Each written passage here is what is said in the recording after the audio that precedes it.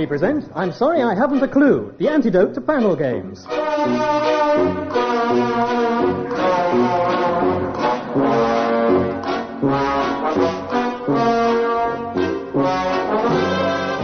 At the piano is Colin and your chairman is Humphrey Lyttelton.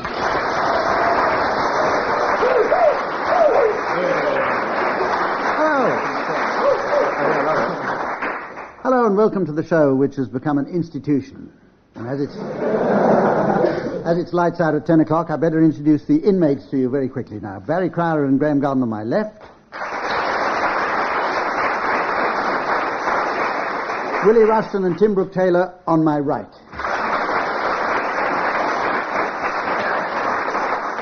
And we start with a familiar game. Last episode. In this round, the aim is to put the last nail in the coffin of a long-running radio or television show and close the series in one line. Colin will play the theme music, and I'll award points for bad taste. We start with you.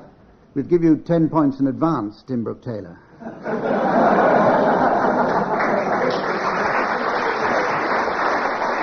That was money well spent. I should like you, Tim Brooke-Taylor, to put the nail in the coffin of Goodbye, Mr. Chips.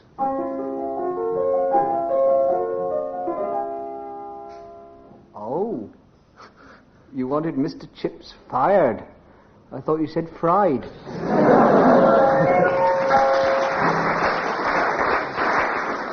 Barry Crowler, it's your turn now to put an end to the living planet.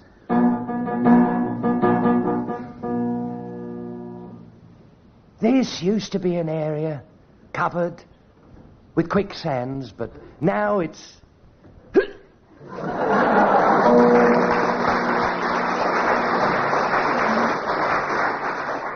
Willie Rushton, here's a difficult one for you. In one line, put an end to Coronation Street.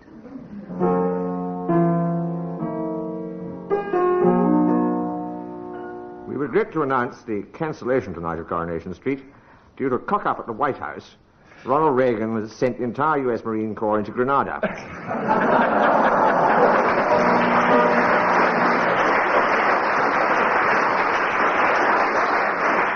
That puts you in the lead, Willie. Now, Graeme, see if you can catch up. And I want you in one line to put an end to Dynasty, or, if you prefer it, which I don't, Dynasty.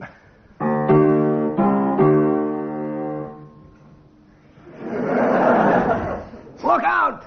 Joan Collins's makeup is beginning to crack! Run for your life!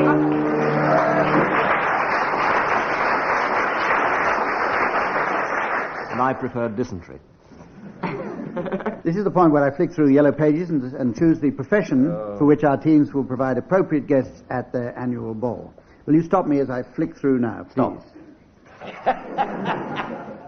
Right, do you want carvers and gilders? Or catboarding kennels? Sterling. Or catering equipment? I'll tell you what, that gives us the best scope. Catering equipment. We're entitled to your opinion, Humph. So at the end of the programme, you'll have to announce guests at the ball of the catering equipment purveyors. We're going to play a game now called Call My Bluff. It's a game familiar to all those of you who've seen the television programme of the same name. The teams are going to give me 4 different definitions of a word, and I have to guess which one is correct. And they will then tell me if it's true or a bluff. All right, teams? Here's the word coming up. Obituary. Obituary. And I think we'll start with you, Graeme. I don't like to pick you up on your pronunciation, usually, but in this case it's obituary.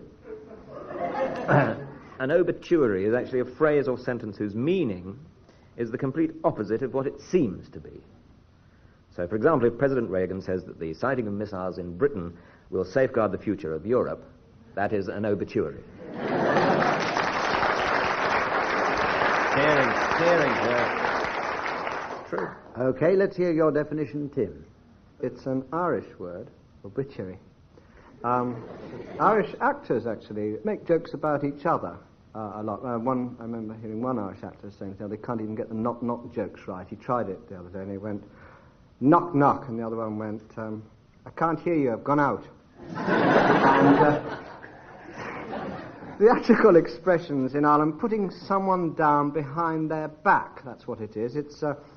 You can often hear Irish actors say that there's nothing like a nice piece of obituary. Obituary.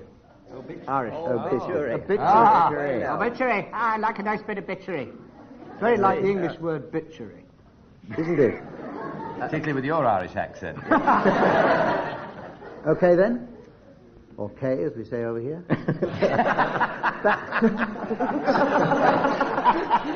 Barry. Not stop Irish laughing, at please. all. Give me your definition. Sorry, I'm not Irish at all. It's Russian.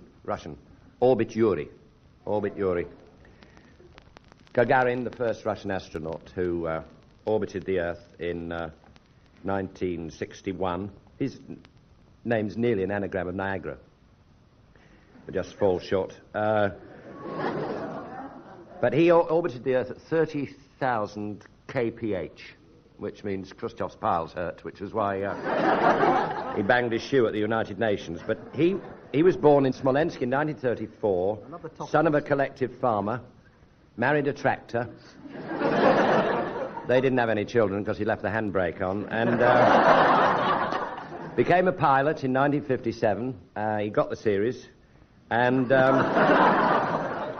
he orbited the Earth. And it was subsequently named after the scientist who masterminded the operation, Vladimir Ronik. It's known as the Ronik orbit. And that's what it means. It means to circle the Earth. Orbit Yuri. His Christian name is Yuri. Now it's under the name of Yuri Geller. And that leaves you, Willie Rushton. The pronunciation, as you'll see, it's a complaint frequently levelled at persons like myself. It's a bit too airy. And it comes, funnily enough, from Oberammergau. When they're casting for the Passion Play, all the villagers, 400 or so, turn up with beards, which is clearly fine until they reach Mary Magdalene. And they used to have this quick word, just hum along the line, a bit, and they knew exactly what they meant. A bit too airy. You can't have a bearded Mary Magdalene. It's a bit too airy. Right, well, we've got 4 contrasting definitions there. Graeme Garden's, I don't know, it went on a bit about Reagan and the rest of it. Could be true, though. On the other hand, it might not be. I don't know. He's musing. Not very. Tim, just a minute. 10 points. Graeme Garden off. Tim, Irish obituary. Oh, hi. Yeah. Or Russian. We got Irish, Russian, and Willie. I couldn't really hear Willie's. What about you, Graeme? What? Show the audience here whether it's true or a bluff.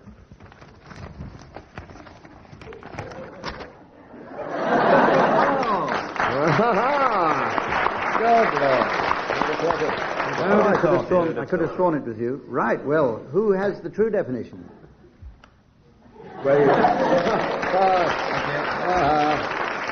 It's amazing. Every time, people play the game a lot, but it's always a surprise. Now, we go on to the round that's called Calypso stroke blues. This is the round where each team has to improvise either a calypso or a blues, with the members of each team taking alternate lines, and assistance is provided, of course, at the piano by Colin. Graeme and Barry, will you give Tim and Willie a subject? Yes, the subject we'd like to give them is Esther Ranson. Is this a calypso or a blues? Blues, I expect.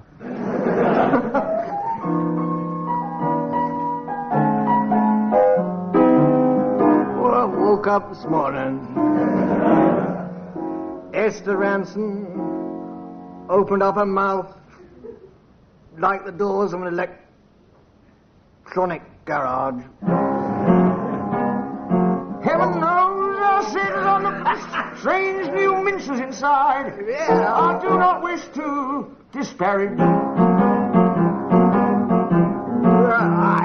But while I'm on the subject, I wouldn't say they were big, but they were obviously designed by the architect of the London Barrage.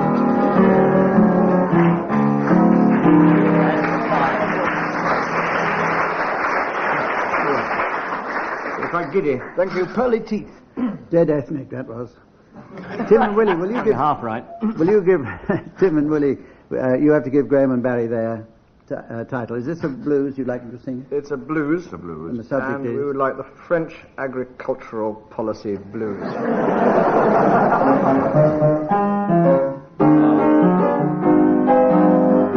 Je me suis levé ce matin. l'aventure, l'aventure en Sidéron.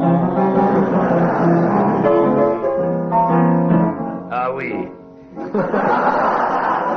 J'aime ma belle Marie Thérèse, c'est bon, dis-moi tout, dis-moi. Ding ding dong. Une vache me tombe et pointe soit Mitterrand. Bonsoir tout le monde. Oui.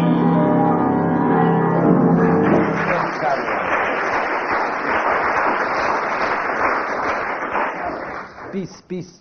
Those subtitles very French or deaf. Whole new meaning, beast in our time. Okay, teams, in this round the aim is not to amuse the audience. Oh. We've done this one, Matt. Do an ad-lib poem, huh? Each panelist in turn says a word, and the first one who gets a laugh from the studio audience is disqualified. The remaining three continue the game in rotation until only one survives, and for that one I award a large number of points, assuming he isn't disqualified. We'll start with you, Barry. Sybarite. Plethora. Sycamore. Glockamora. Oh, come on! Oh. Own goal. Right, you're out, Tim. Sorry about that. I mean, there was no question about that. There wasn't. I definitely heard a titter there. Barry, continue. Jodhpur. Ox. Lump. Hey?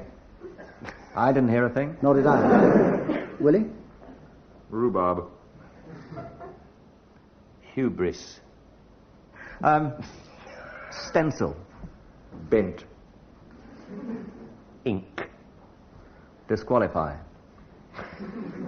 Trouser. Gusset. Yes, I definitely heard They it. like Gusset. Come on. Sorry, Barry. Sorry, Barry. And also, you're disqualified for playing out of turn. So that leaves just Willie Rushton and Graeme Garden. And you start off now. Graeme Garden, this is getting exciting. He explained. Squid. Meat. Brush. Bulb. But what? Bulb. I You didn't don't get done for repeats, do you? I mean, first time, straight No, to the eye. that was very cunning, Graeme, but it didn't work, I'm afraid. No. Tulip. Paper. Mont Blanc. Firkin. Willie, I'm sorry Brave about that. try, Willie. So, Graeme Garden's the winner.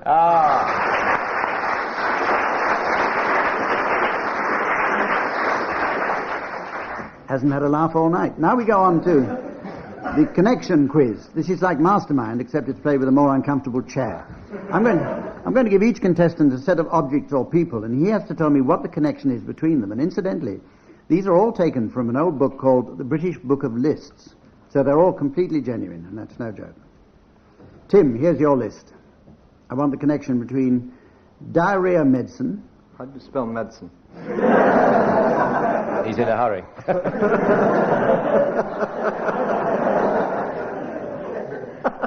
Light plastic Mac, glue, and can opener. They're all essential things to take on holiday to Portugal. Alternatively, essential things for a really good Christmas. Well, Tim, this is absolutely, you must be psychic. This is absolutely amazing. Psychic. Because in the British Book of Lists, the actual answer is things to take on holiday to China. So you got it wrong. Well, you want to... Graeme, Like that was very close, actually. Oh, very. Very close. Not very funny, but very close. Now, Graeme, here's your list for you. The connection between Edward Kennedy, Britt Eklund, Warren Beatty, Margaret Trudeau, and Prince Andrew. What a night that was. Yes, they haven't all appeared together in a famous photograph, have they? Or something? In court proceedings? No. They haven't, by any chance, all had an affair with Rod Stewart? Well, simultaneously. Rod Stewart would be in the list as well. Edward Kennedy, Britt Eklund, Warren Beatty, Margaret Trudeau, Prince Andrew. Oh, all their names are anagrams of Richard Stilgo.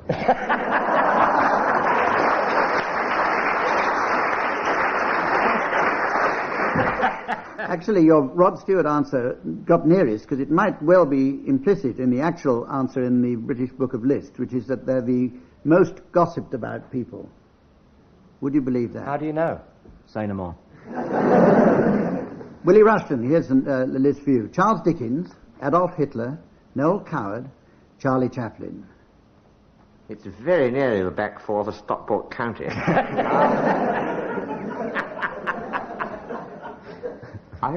They all marched into Poland except Charlie Chaplin, who waddled. Yes. Well, I'll tell you what the actual link is, if you want to know. Yes, I'd be very They were all early school leavers. Oh, Isn't that incredible? All went home at 3:30.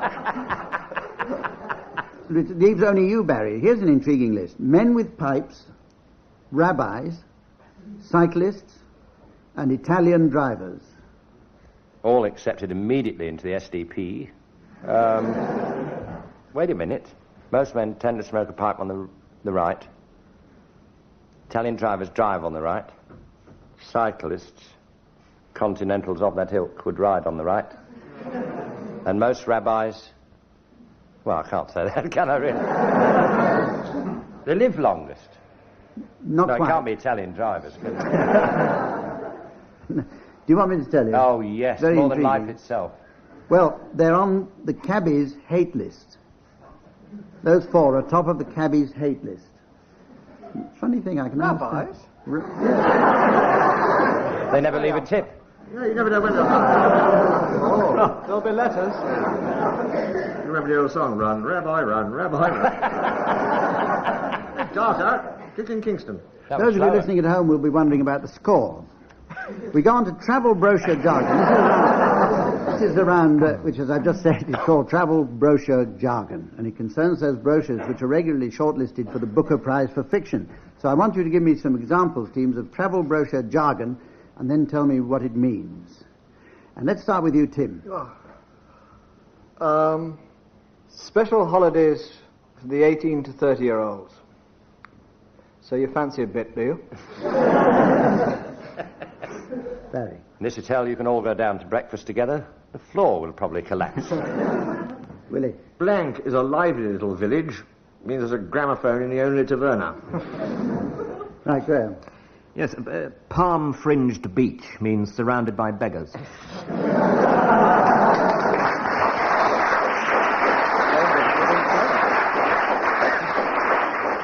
Right, and I hope you've got some more, have you? Compact swimming pool, better known as a bidet. No one here. Scheduled flights means 14 days in Gatwick.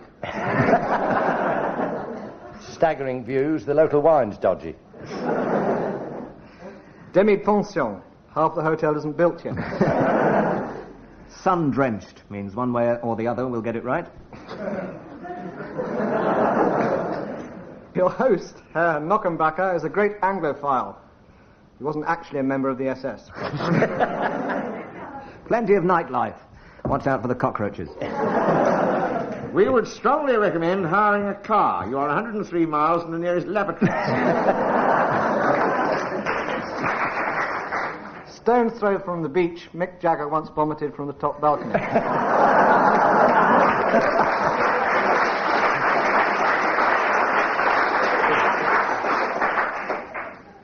In the Michelin Guide, next to a tyre dump. Savour the real essence of the locals means it's next to the sewage farm. Before we sink any further, let me tell you that Tim Brooke-Taylor is leading by 10 points. Although disqualified. No, although disqualified. We've just got time for another round of the well-known board game, which is called Bordeaux, as you know. And Tim, great. as you won the last round, you're going to start throwing the dice now.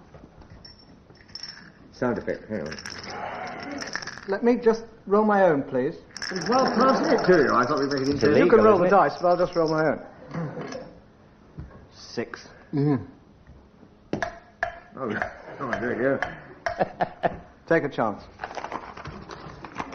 Your mother becomes Prime Minister. Extraordinary coincidental business interests accumulate.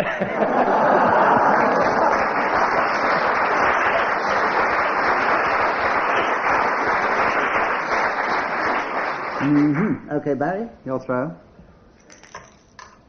2.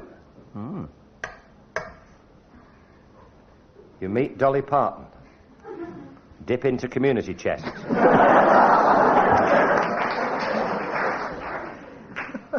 Okay. Willie, your turn. Oh, yeah. 48. If it's a day. That's wrong, isn't it? Yes, you've got 32. You've got 48. Sorry, hang on. Metric. Take a card. In the immortal words of Norman Tebbit after meeting Boy George, get on your bisexual. advance another 48 places. All right, hold it, Willie. Right. Graeme Garden. Thank you. Aha. A pair of queens. So I'll see your halfpenny and raise you an inch. Wait.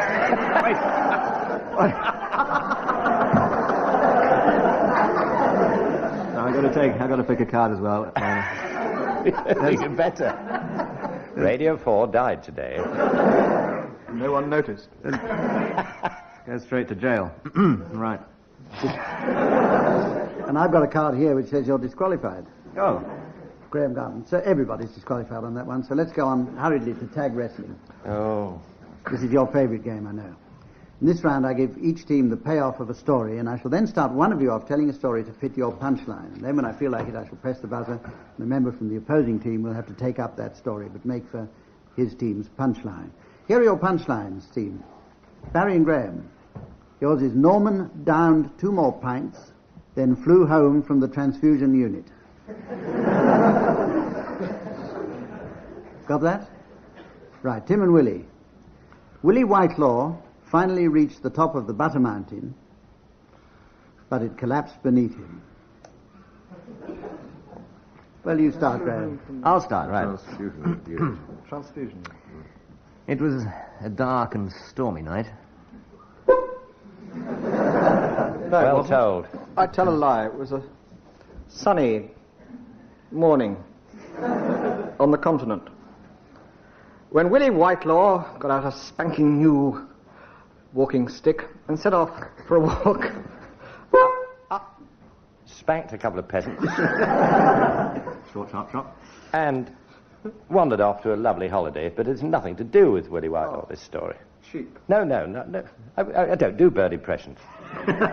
Norman, not to point the finger, is a vampire.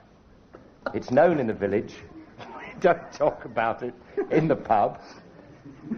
Don't mention the teeth. The old Garlic and Cross, we're all down there every night, and we never mention Norman's predilection. And he got so upset about the Butter Mountain horror. Fortunately, Willie Whitelaw put him at his ease by driving his spanking cane to his chest.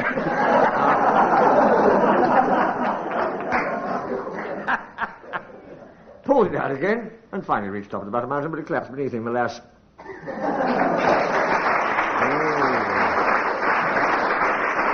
Well, a sneaky one there from Willie Rushton puts him and Tim well ahead as we go on now to the point where I ask the teams for their announcements of late arrivals at the catering equipment purveyors' ball. There's Mr. and Mrs. Durr and their son Colin Durr. Well, somebody has to come in first. Exactly. Well done, Graeme. You laid down your life. Very good. It's rather in vain, but you laid down your life. And his posh friend Brian Rice.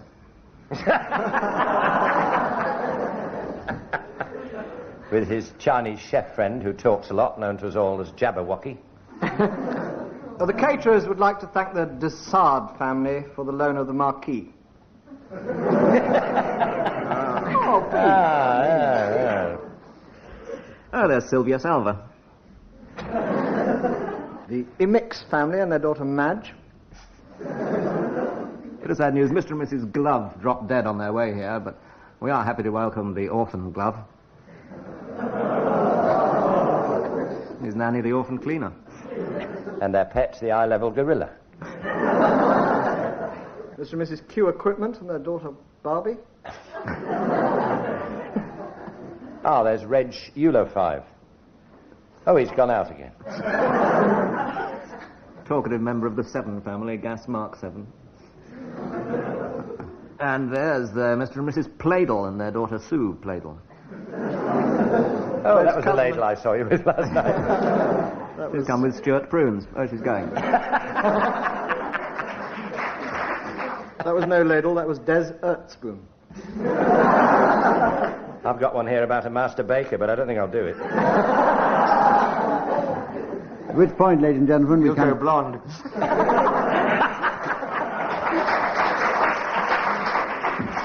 At which point we come to the end of tonight's programme. So on behalf of myself and all the teams, good night.